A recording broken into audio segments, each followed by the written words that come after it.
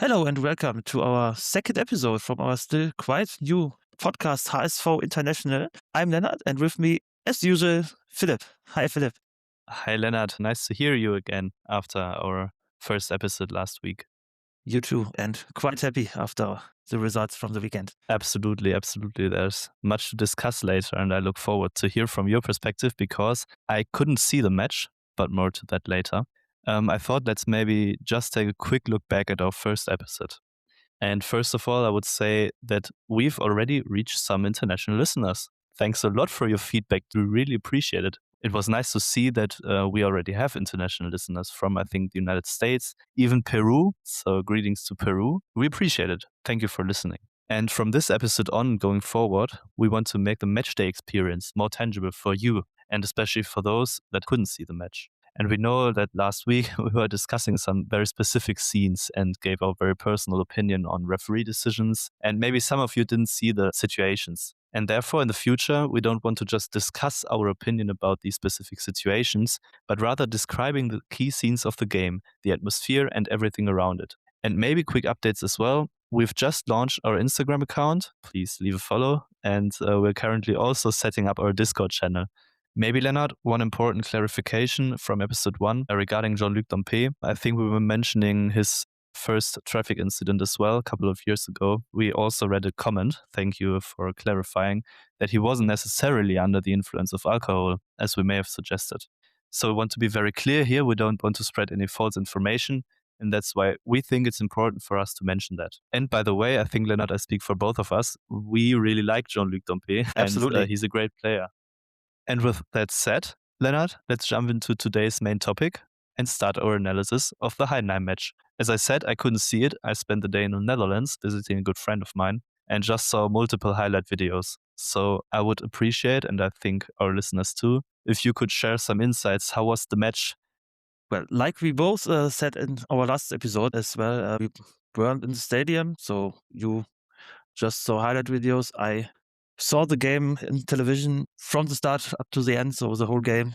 Let's start with the beginning, I would say, from the match. I thought we had first couple of minutes were not so bad. We got quite good in the game, I would say, but then we got a counter-attack from Heidenheim, which resulted in the first huge opportunity in the 5th minute when Ibrahimovic broke through the left side and could get the ball into the middle, and I think it was Niklas Dorsch who shot on the goal, and Fernandes had to provide us with his first out of many great saves through the whole game.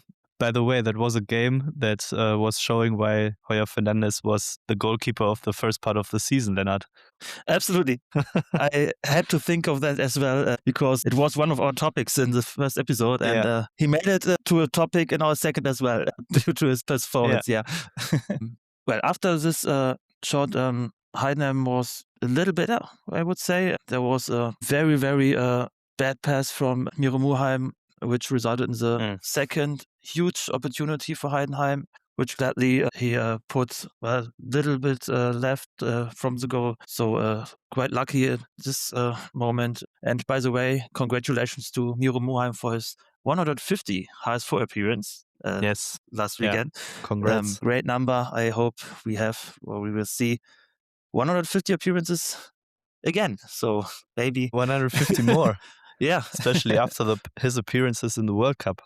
Absolutely. Yeah. And well, after that, I would say after maybe 20 minutes, we got control of the game, I would say. Had a lot of good opportunities, mostly I would say the best one maybe from Vieira, when the Heidenheim goalkeeper just could reach the ball with his fingertips, and Vieira wasn't able to get his feet above the ball and just could get the contact under the ball, so he put it over the bar, which was really unfortunate. But a few minutes later, we got the lead. Vieira, good pass to Otele, and then he waited quite cleverly so that Königsdörfer could get inside because he was just a few moments before in offside position. Then a good pass to Königsdörfer, and quite surprisingly for the defender, I would say as well, he didn't go inside to put the ball onto his right foot.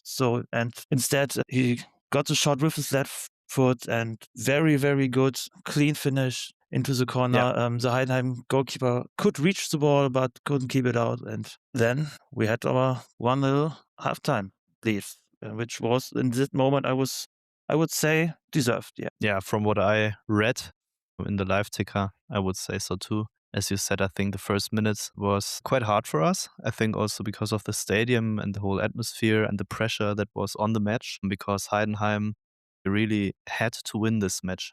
And I think they wanted to show it in their home game against Hamburg, against us, a team which was so far, I think, the worst team in the Bundesliga in away games. It was the game, the worst home team against the worst away team. Worst away team, yeah. So I imagine that it was hard for us because Heidenheim really knew that if they must win a game at home, then it must be the game against Hamburg. And that's why there was a lot of pressure on this match. So I think when we controlled the game after the first minutes, I think then the lead before halftime was well deserved. And then lucky that it was so short before halftime. Yeah, it was the perfect moment. Yeah, I think so too. So second half, Leonard, what happened? After the second half, we had to make a lot of adjustments, sadly. Farley was in danger to get a second yellow card, so I believe that was the reason he was put out of the game by Merlin. And also, Lokonga had to leave the field due to an injury. We will discuss later, I would say. And therefore, we brought Damien Downs and Torunariga into the game. Maybe this was one of many reasons we got quite passive, I would say, in the first minutes of the second half. The first maybe 15 minutes were quite, for the neutral observer, probably boring. It wasn't really a lot of scenes in the opposite danger zones. The first one was a header by Vuskovic after a corner, but after that, Heidenheim made some offensive changes, and after that, they got a lot of good opportunities, mostly out of headers as well, which were great saved by Daniel Heuer Fernandez, who kept us the lead in these maybe 10 minutes, where Heidenheim had 3 or 4 huge opportunities. Then, like it's so often in football, if you don't make your goal out of your chances, then you get it into your own. And this time, we were the lucky team. A good ball win in the midfield, good pass from Ramberg to Vieira, and then he entered the opponent box, put the ball right before the goal line up to Philippe, and he just had to put the ball into the empty net, and well, we had our 2-0 lead, and then quite out of nowhere in that moment. By the way, did you see that little movement of Fabio Vieira before he passed the ball to Philippe? Yeah, I mean, in the last second, I would say, before he was separated with the ball. Yeah, it was amazing. He was, by the way, suggesting the defender to move back and put the ball on his left foot, but just a tiny movement, just very tiny, but it led the defender to just stop a bit, or at least getting slower, so that Vieira had the free way to pass the ball into the middle to Philippe. It was a brilliant move. Absolutely. And I believe it was his only opportunity in this moment to make it just like that, because of the way he moved before. He hadn't really the opportunity to shoot from himself. So it was quite clear that he had to put the ball into the middle. And this was the movement you just spoke about, which gave him the space he needed to bring the ball. It's just a so brilliant player. He's so clever. I think when he has the ball, it's always dangerous. He has the ball, passes it to Sambi Lokonga or to Philippe or to anyone else. It's always dangerous. It's such a great player. And Leonard, maybe just a small question in the middle of the game. Would you sign Vieira by the end of the season for almost 20 million? 20 million is a huge amount of money, and for a club like us, I'm not sure if we can afford to spend it on one player. If you ask me if I want to keep him in Hamburg, definitely, absolutely. I love seeing him playing, especially for us, obviously, but 20 million for one player, if you consider that we have a lot of players just on loan, which has to be replaced or to be bought at the end of the season, I am not sure if we can afford it. But that's not up to me to decide. So if we can afford him, I am very, very glad. Yeah. Yeah, me too. We will see. Let's hope for the best. But let's continue with the game. So we made this 2-0 score by Philippe. By the way, he's now our, I think, most successful scorer, right? With 5 goals or 6? 5 goals. Is it 5 goals? Yes. 5 goals. He's our top goal scorer right now, yeah. So what happened afterwards? I think then Heidenheim, or I saw that Heidenheim scored 1 goal afterwards. Yeah, that's true. Afterwards, Heidenheim scored a goal. And for me, it wasn't really obvious at first that it was offside. And to be honest, I'm not still quite convinced now as well. Did you see the picture, Lennart? Did you see I the saw the final picture. I saw many pictures, and I saw another picture from Köln game yesterday as well. Yeah. Which was quite similar, and the decisions. It's ridiculous. I can't comprehend with that anymore, to be honest. No. I thought it was checked because Vuskovic thought so too. got a contact on his left foot, I think. I think it was his left one. And I think you can decide on a foul. I don't believe you have to give the Heidenheim goal, but if you don't give it, it's because of a foul and not because of the offside. At least in my opinion. Yeah, I don't know. It's just you can't understand it anymore. I think last week we also discussed referee decisions and we also discussed the VAR. I hope that we won't do it every week once again. I really don't enjoy discussing the VAR or referees, but there is so much to discuss about and to talk about. You see these pictures and this tiny decisions and you can't understand it anymore. It's not about our team taking advantages out of it or disadvantages. Yeah, absolutely. Because in this case, we were the lucky ones because we don't have any reason to argue with the referee decisions against us. We were lucky this time. I think in the post-game interviews, there were some discussions as well on the press conference, but also in the post interviews with, I think, Niklas Dorsch, the guy you mentioned at the first chance of the match. And he also said that it would be better to get rid of the VAR. But despite of that, what happened afterwards? Heidenheim scored, but the goal was taken away. We were still in lead with 2-0, and I think then we won the game, right? So afterwards, I think Heidenheim did not come back. Weren't any huge chances anymore, and Heidenheim wanted, but we defended quite well. And like I said, there weren't any more really mentionable chances. And well, in the end, I think 2-1 would be the fair result. 2-0 is maybe 1 goal too high, but I would say a deserved win. And for me, man of the match, because of his many saves, Daniel Fernandes. After the first half, I would have said Sami Lokonga, which made a very, very good game, in my opinion. But sadly, he had to get out in the halftime. Yeah, let's hope that he will not be out for too long. Lennart, what is his injury? What did he took away from the game? Yeah, today the club announced that he has a torn lateral ligament in his left ankle, which will make him pause for a few weeks. I haven't read any additional information, so I don't know if a few weeks mean 3, 4, or 5. Just a few weeks. I read one article and that mentioned that it might be the case that he will already return against Leipzig, which is in 3 weeks. That would be 1st of March. Yeah, that would be great. But we miss him at quite important games. Absolutely. At home against Union Berlin and in Mainz, especially against Mainz, would have been important to have him. But what would you say? It might be the chance for another new signing to shine. Grönberg, I hope I pronounce him correct. What would you think? Would he be the one to replace Sami Lokonga, or what would you say? I'm not sure.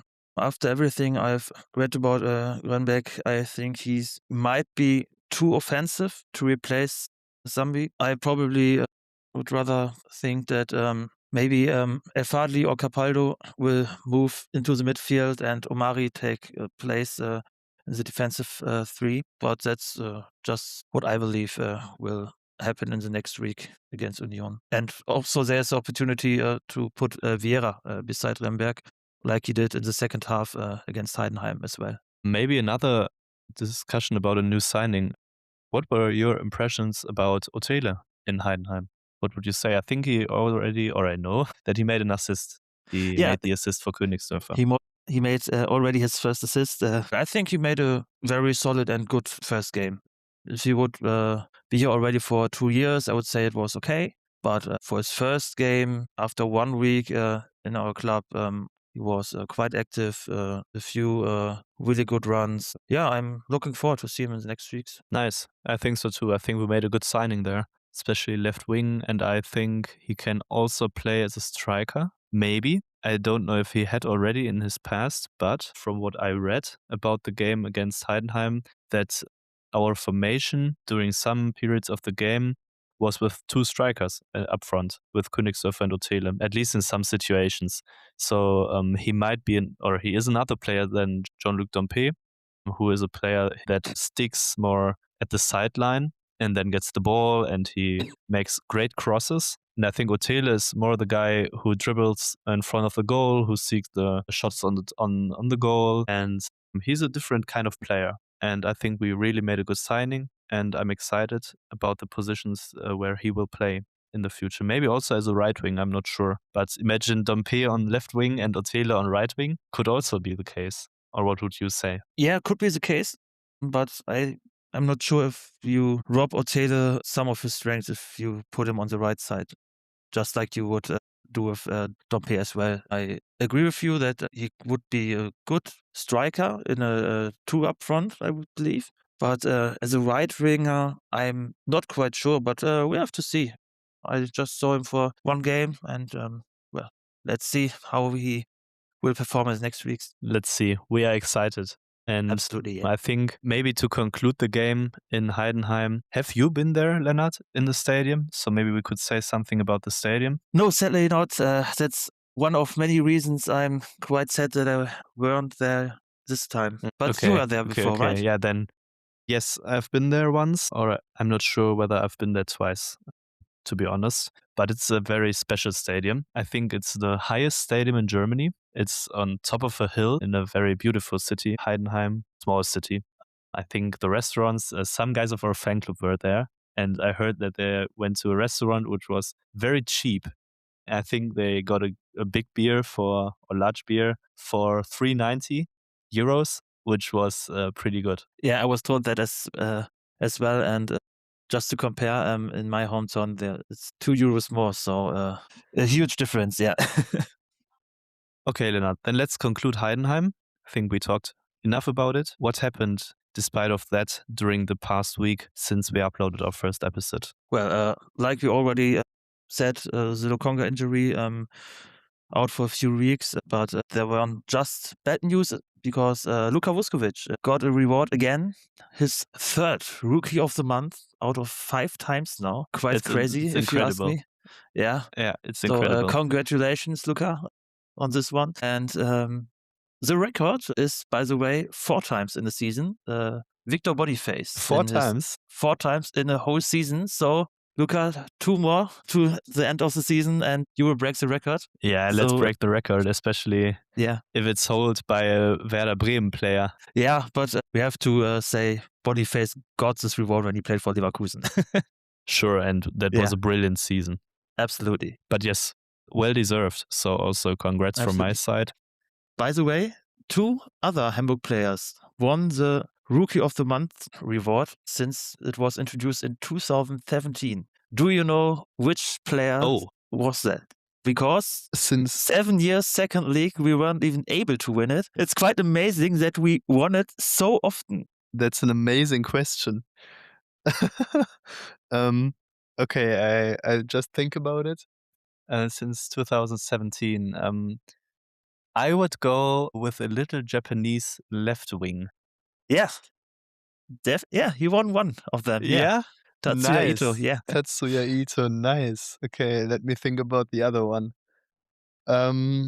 So he, by the way, for all the listeners, he played for Hamburg in 2017, 2018 when we were relegated, right, Lennart? Yeah. And the year after that in the second league as well. True. In the second league too, yes. And he played brilliant 5 or 6 games. I think his first appearance was during a Nord derby against Werder Bremen, or at least one of the first where he was really, really good. I think it was the first one he played, at least as a starter. It was his first game.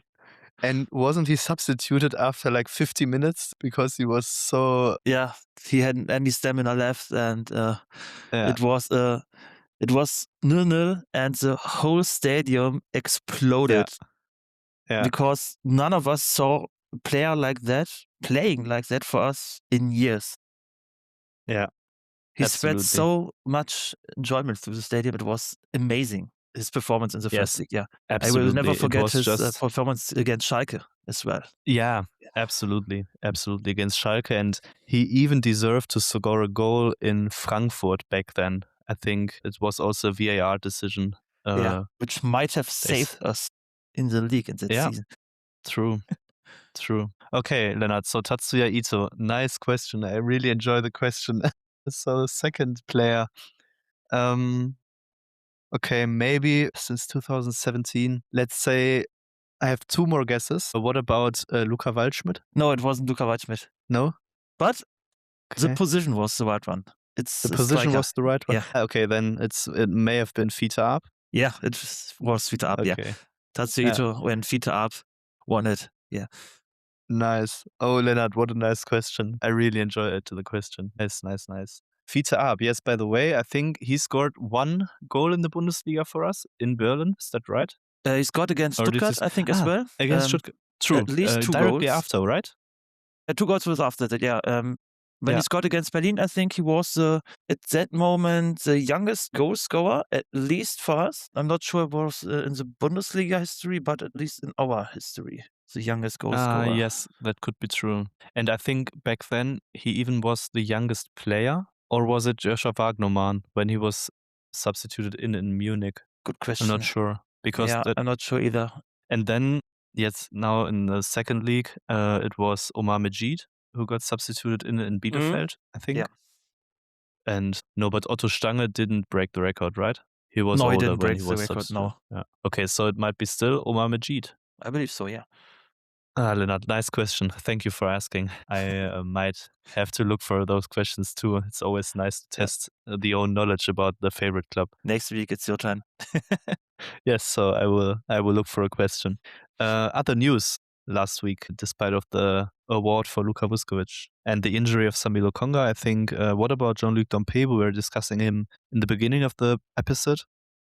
Yeah. I think this week they will announce if he will be pardoned and maybe return soon, or if he will stay suspended. Yeah. Well, I believe after hearing the press conference, I think he will be reintegrated into the team. But it's just the impression I got after hearing Marilyn answering the questions from the journalists, and I hope so. He would be a very, very huge opportunity and option in the next few weeks, especially in those critical games, and to put him in for the last 20, 30 minutes when Otele gave his everything. Maybe bring both of them like you suggested, so it would be huge getting him back. I think so too. Yes, and I would be happy for him to return. I think the last time when he was having the incident we were discussing earlier, he came back, I think a bit more reflected and willing to show that he's better than what was written about him. And I really hope that it might be the same this time and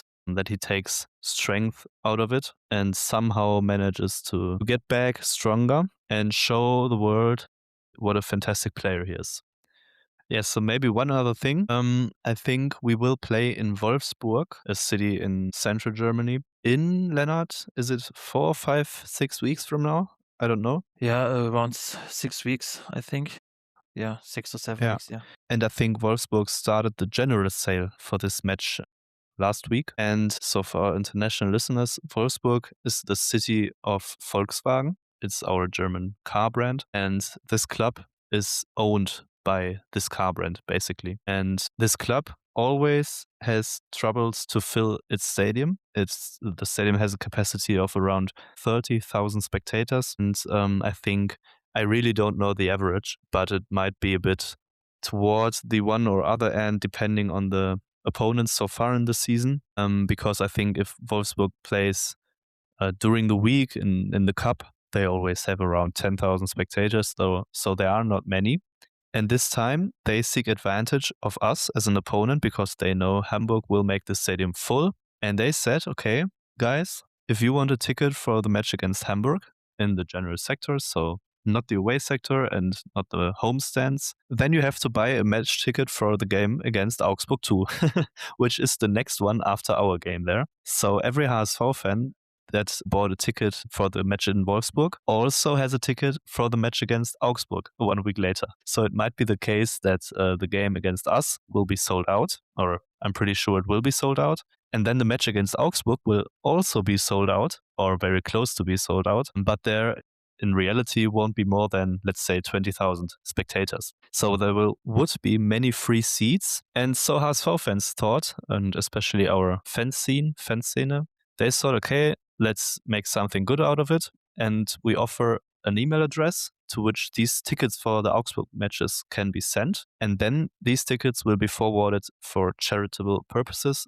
to other people in need, which is, I think, a very, very good thing. And I'm very proud of it. What do you say, Leonard? Absolutely. The reaction from our supporters was great. It's a really, really amazing solution, but it's just necessary because of these combination tickets, which shouldn't be possible. I think it's not okay to do this to the customer and to force him to buy 2 tickets if you just want to see one match. I think these things, which are done by many clubs, or at least some clubs, it's not only Wolfsburg. There were other clubs who did it in the past as well. And I believe these things has to be banned from the league. There must be done something against it to protect the customer, I would say. But what our fans did out of it, it's a great solution, and amazing. Very proud of it, as you just said. I agree with you. Should be banned, should not be allowed. Yeah, but it's always these clubs, there are clubs in 3rd or 4th division that never have troubles to fill their stadiums, or even if they would not offer these combo tickets to guest fans that would make the stadium full. Yeah, so bad thing, but thanks to our fans and supporters, maybe this time other people in need benefit from it, which is pretty nice. Just a question. Do you know how much does the ticket cost for those 2 games? Have you read something about that? That's a good one. I don't know, to be honest. I would guess around 90 euros, or let's say 80 euros. But it's just a guess. I don't know. Will be delivered in the next episode. Yeah, perfect. And just additional information, I just looked it up. The game against Wolfsburg is on the 7th of March. Almost 7th of March. So it's not even... It's not even 5 weeks. For sure, it's on the 7th of March. Yeah, so just for the listeners who are right now interested in the exact date of our away game in Wolfsburg. Yeah, thanks for looking it up. And I think, Leonard, last week they also announced and scheduled other dates, right, for our upcoming matches? Yeah, there were, I think, 3 games. Köln and Dortmund are on Saturday evening. Yes. And our game... Is it Wolfsburg, right? Saturday... Oh, yeah, the other game was Wolfsburg, which was terminated, as well. Yeah, Saturday afternoon. So the game against Munich last week may have awakened the interest for the league to schedule more HSV games on the Saturday evening. Yeah, and I mean, we are kind of used to it. I believe we had 8, 9, maybe 10 Saturday evening games in the second league. In the second division, yeah. It was quite unnatural for us to have only 2 so far. So true. Not the biggest problem to have 2 again. I think also for our international listeners, those time slots at Saturday evening or also Friday evening, it's Friday evening, and Sunday, all the time slots. These are the slots where one game at a time is shown and played. And Saturday afternoon, there are, I think, 4 or 5 matches, and the other time slots is just 1 match, which is better for the league for marketing purposes. So usually they put the games with the less interesting clubs in Sunday afternoon, and the more interesting clubs on the time slots that contain only 1 game. But of course, the Saturday evening is the most promising time slot for marketing and television money. So this time it's Hamburg, it's HSV, to have 2 more games Saturday evening. We look forward to it. I think it's not too late. You still come back home, and it's much better. It's always a great atmosphere. Yeah, it's much better than 2 hours later. Yeah, absolutely. At least for us. Absolutely. At least for us, yes. So, Leonard, any other news of the week? I don't have anything more to add, and I believe we can head to our next opponent. Or what do you say? Yes, I think so too. So our next opponent is Union Berlin, the club that is trained by our former head coach, Steffen Baumgart. He trained us, I think, 2024 from February or March until, what was it? Until the end of the season, sure. And then we started with Stefan Baumgart, the promoting season. And then I think after 6, 7 or 8 matches, then Merlin took over. Or was it more, Leonard? Yeah, I believe Steffen was sacked after the game against Schalke, our home game, was in the end of November and after the 13th game. So Merlin took over. Okay. Merlin took over before the Karlsruhe game on the 1st of December. At least this was his first game. I'm not sure. Probably he took over on Monday, maybe Tuesday. But mentioning him again, Jean-Luc Dompé, brilliant game against Karlsruhe. Yeah, I think 2 goals, right, from him? Yes, and 1 assist for Davy Selke. One another thing about Steffen Baumgart. It's his first game against us as a coach on the sideline because he was suspended in the first leg. He had to watch it from it was kind of a tower at the stadium. It was very funny to see in the television because he was around 2 policemen, I think. Very funny to see. Was he in this tower close to the guest sector? Yeah, it looked like that. Okay. That's interesting. I mean, I've been to the match in Berlin. It was a Sunday evening, by the way, talking about... Yeah, that was the reason I couldn't go there, yeah. Talking about Sunday, 7:30. Yeah, true, 7:30. Yeah. A ridiculous kickoff time, by the way. Absolutely. Okay, it's his first game on the sideline. Funny. At least after he was sacked by us. After he was sacked in Hamburg, yeah, sure. So what will be expected from this game? It will be sold out again, of course. Ironically, HSV just announced today that there are still tickets for the match against Leipzig. Did you see it? For the first time since I don't know when, it will be a general sale in Hamburg against Leipzig. Yeah, I was very surprised as well because Leipzig isn't the worst opponent, and it's not so well. It is a really, really bad kickoff time, like again 7:30 on a Sunday. So probably for a lot of people not manageable to go to the game. But well, I believe in the end it will be sold out. Or do you believe there will be tickets left? And then I think in the end it will be sold out again, like you mentioned. And then in the end of the season, we will have played a full season in front of a sold-out Volksparkstadion. I think that's also a record that have never been the case before. At least not for us. At least not for us, yeah. I think we also expect many fans or supporters from Berlin too. It's also an interesting club from Berlin. Will be interesting to see the atmosphere in the guest sector. Yeah, it will be a very, very great atmosphere, I believe. Good fan scene from our guests, ours, as we know, amazing every week. So there also will be a battle on the stands, like always when we face bigger opponents. Exactly. So what will it be for a game, Leonard? What do you think? Will it be a tough game? I think Union is it's a club that operates with long balls. That has also been the case at the first match of the season in Berlin, when I think Luka Vuskovic had like 20 plus headers in the game and won all of his aerial duels. I'm not sure, but it was an insane performance. Well, at least it looked like that he won every one of his, like you said, 20 headers. Yeah, so we will see how the offense from Union will deal with Luka. Hope he will have a similar day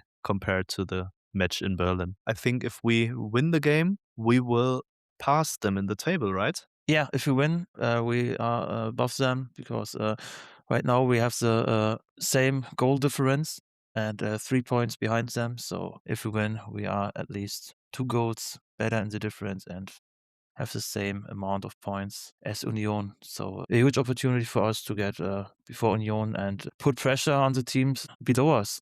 Absolutely. As we already mentioned, we are a strong side at home, so I'm looking forward to the game. It will be a close game, a difficult game, but Union haven't won any game this year so far, in 2026. But really, they had strong opponents, you must say.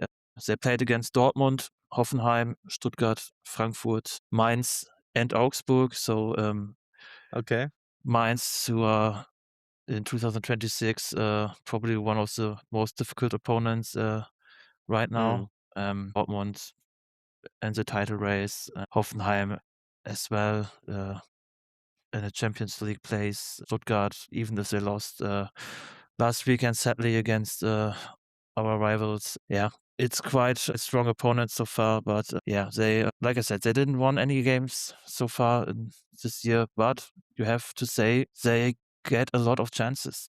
They just don't convert them. They have a higher expected goal number in every of their games, at least higher than their outcome. So not higher as their opponents. When it goes after the expected goals, they should have scored in every game more than they did. Okay, that's an interesting fact. And We will one see. last thing about scoring, they didn't score a goal in the first half since the 3rd of December. So we shouldn't be so sure to keep a clean sheet after the first half. We have to be concentrated until the last second, especially against them. Yeah, I hope we will be, but we can also be very confident as we are meanwhile unbeaten, I think, for 4 or 5 games, Leonard. I think our last loss was in Freiburg. Yeah. We played against Gladbach. We did not play against Leverkusen. It was cancelled because of the weather conditions in Hamburg. We had extreme snowfalls in the northern parts.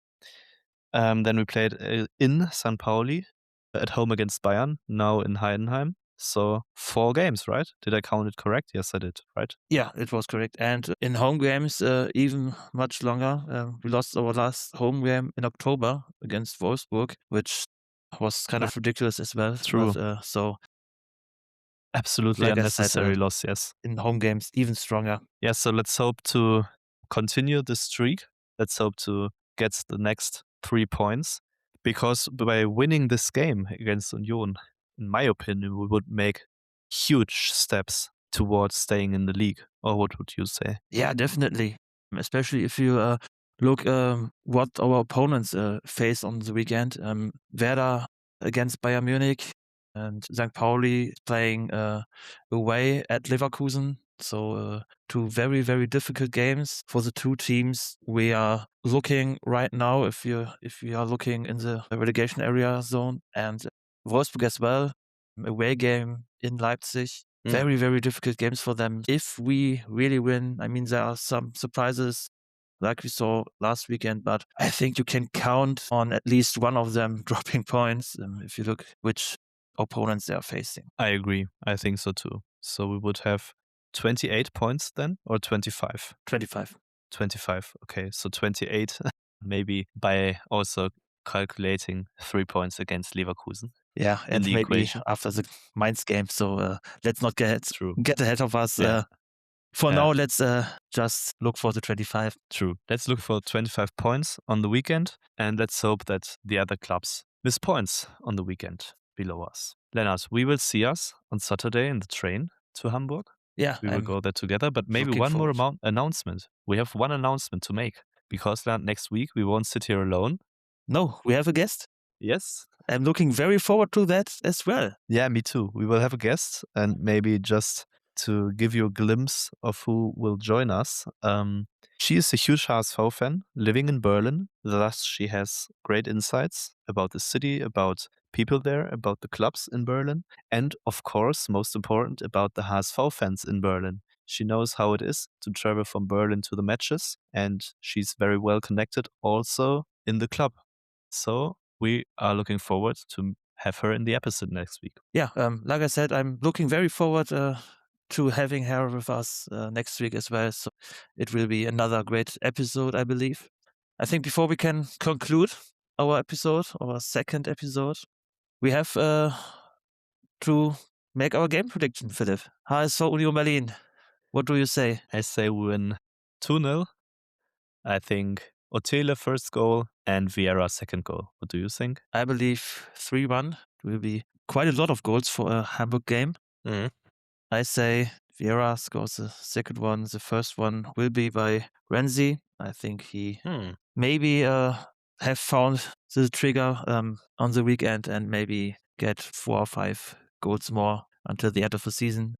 I think he comes from Berlin as well. He has his pass there. So and therefore another boy from Berlin, Jordan Torunariga, will score third goal after a corner. Nice. Yes, first of all, I would be very happy for Königsdörfer to now score more goals. And of course, I would also be very happy for us to win the game next week. So, Lennart, I would say let's conclude our second episode. Yeah, it was nice to be here with you again. I hope our listeners enjoyed it as much as we did.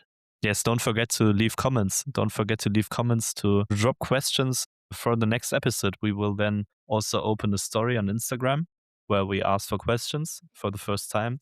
Maybe there are some listeners from abroad who have questions that we might be able to answer. And Lennart, do you have updates on the Discord channel? Yeah, we have a Discord channel, and I think it will be online in the middle of the week. So Wednesday, probably Thursday. So please join us, drop your questions, and we would be very happy about it. And we'll take that into consideration.